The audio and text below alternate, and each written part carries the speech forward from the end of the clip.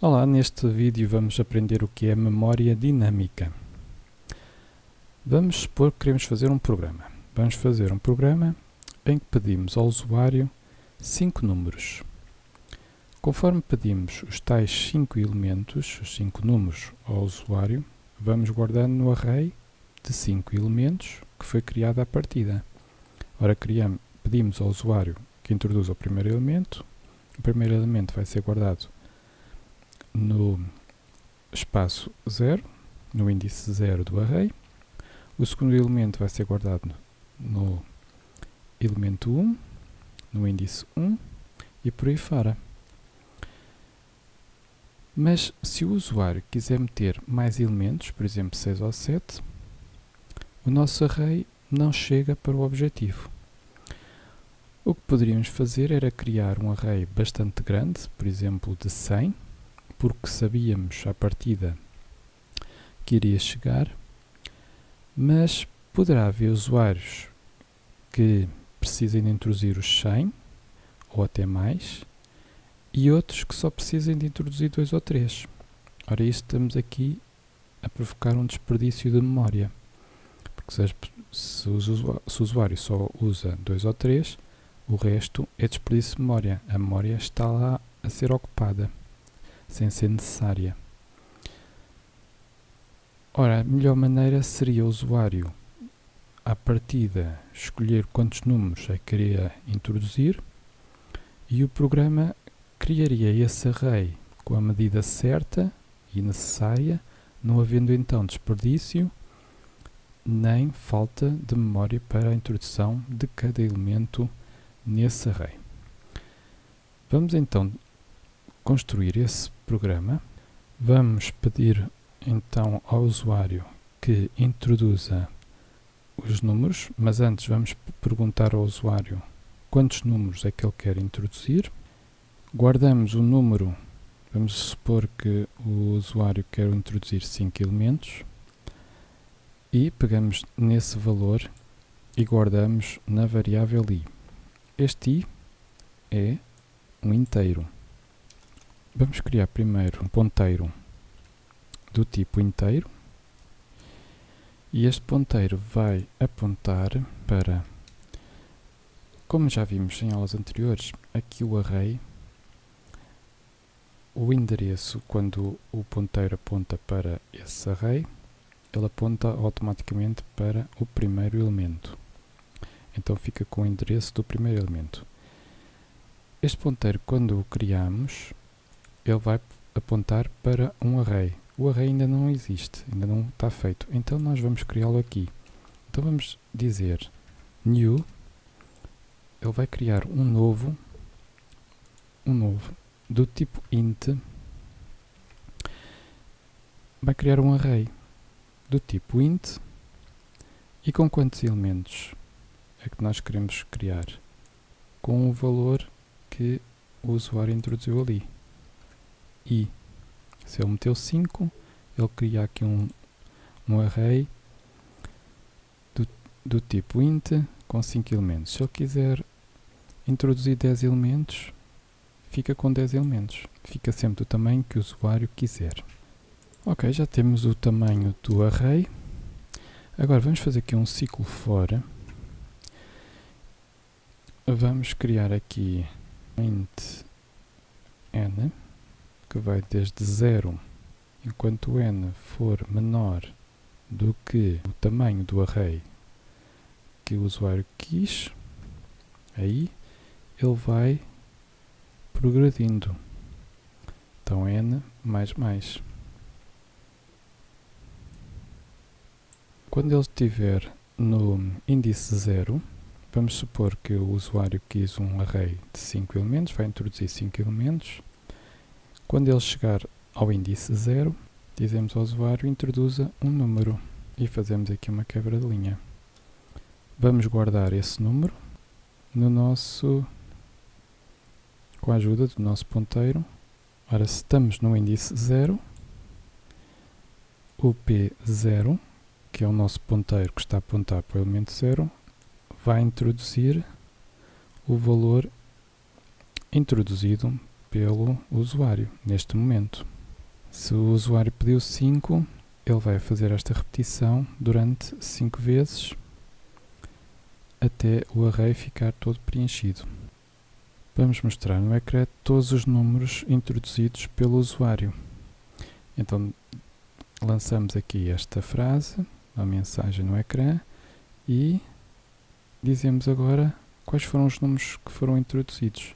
Então é mais um ciclo for, um ciclo exatamente igual ao anterior, e agora ele vai mostrar, vai fazer um cout e vai mostrar o ponteiro em cada momento, em cada índice, conforme o n. Ora, nós criamos então este ponteiro, criamos o array, pedimos os números ao usuário, mostramos o número do usuário e o programa agora não precisa de continuar a guardar este array. Vamos supor que o usuário quis 100, introduzir 100 elementos, ele introduziu os 100 elementos, usamos os 100 elementos. Agora, daqui para a frente, o programa não precisa dessa reserva de memória e pode ser necessária, a memória pode ser necessária para outra situação qualquer, conforme o programa aqui pede. Então podemos eliminar esta memória ocupada. Então como é que fazemos isso? Já não é necessário este P, então é muito simples, é só fazer delete. Delete, como é um array, vamos deletar, fazer o delete temos estes parentes retos e o P, que é o nosso ponteiro. Vou aqui correr o programa para ver como é que corre, para ver se fizemos algum erro. Então, quantos números quero introduzir? Nós dizemos que queremos introduzir 5. Introduzam um número, vou introduzir o número 5, depois o 4, depois o 3, depois o 2 e o 1. E então lança a mensagem, os números introduzidos foram o 5, 4, 3, o 2 e o 1. E o programa terminou. Ele criou então o array, conforme era necessário, do tamanho que era necessário, e depois já não era necessário, apagamos. Tivemos aqui uma eficiência de memória.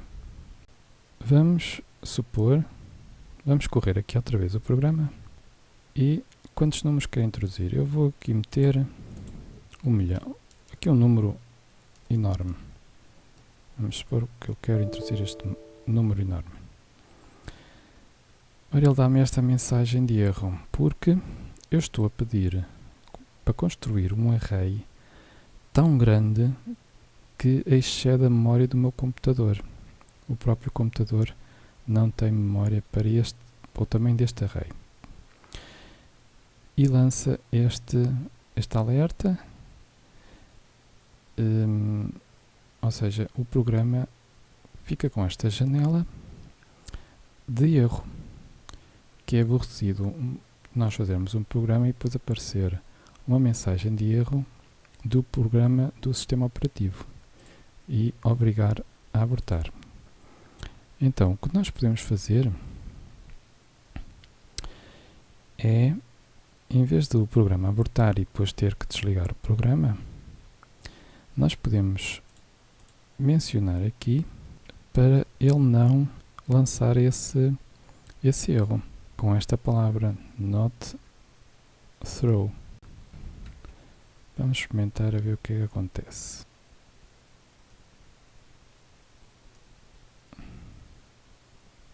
Olha, ele não interrompeu o programa pelo facto de nós mencionarmos isto, o not throw.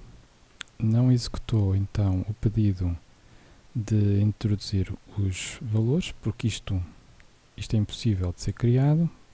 Ou seja, quando ele pediu para introduzir o número do array, o tamanho do array era tão grande, em vez de ele dizer que há erro, não ignorou, mas se ignorou e foi impossível de o criar, ele também não o criou. E depois lança o resto do programa, que vai dizer os números introduzidos foram. Mas como não introduzimos número nenhum, não mostra aqui número nenhum. E o programa continua sem dar erro. Mas está errado. Vamos pôr aqui uma condição que é: se esse P, que é este, o nosso ponteiro, não apontou para nada, ou seja, o nosso ponteiro é um ponteiro nulo. Existe aqui uma palavra que é nullPTR. Se o nosso ponteiro aponta para nada, nós criamos o ponteiro e, se correu tudo bem, ele aponta para um endereço válido. Se ele foi demasiado grande e não foi possível criar esse ponteiro, então significa que esse ponteiro ficou apontado para nulo. Nós lançamos aqui uma mensagem erro ou atenção e dizemos aqui uma mensagem: a memória não foi alocada, por exemplo. Se não conseguiu criar o ponteiro, ele mostra esse erro. E se não houve erro? Se não houve erro, else. Se não houve erro, ele vai fazer, então já pode fazer isto que nós criamos aqui. Então eu vou passar isto para aqui para dentro. Então ele pergunta quantos números quer introduzir. Vamos supor que quer aqui um número enorme. Ele diz erro, a memória não foi alocada e segue em frente. Se nós metemos aqui, por exemplo, 10 números, introduza o primeiro número ou um número qualquer. Eu vou pôr 2, 4, 6, o 8, o 10, o 12, o 14, o 16, o 18, o 20. E então os números introduzidos foram 2, 4, 6, 8, 10, 12, 14, 16, 18 e 20. Correu tudo bem. Agora assim aprendemos a usar a memória dinâmica. A memória dinâmica é construirmos arrays à medida que são necessárias e depois, quando ela não é necessária, aqui criamos, e quando ela não é necessária, ela pode ser apagada e libertar memória que depois pode ser usada no resto do programa. E assim temos uma gestão eficiente da memória do nosso computador.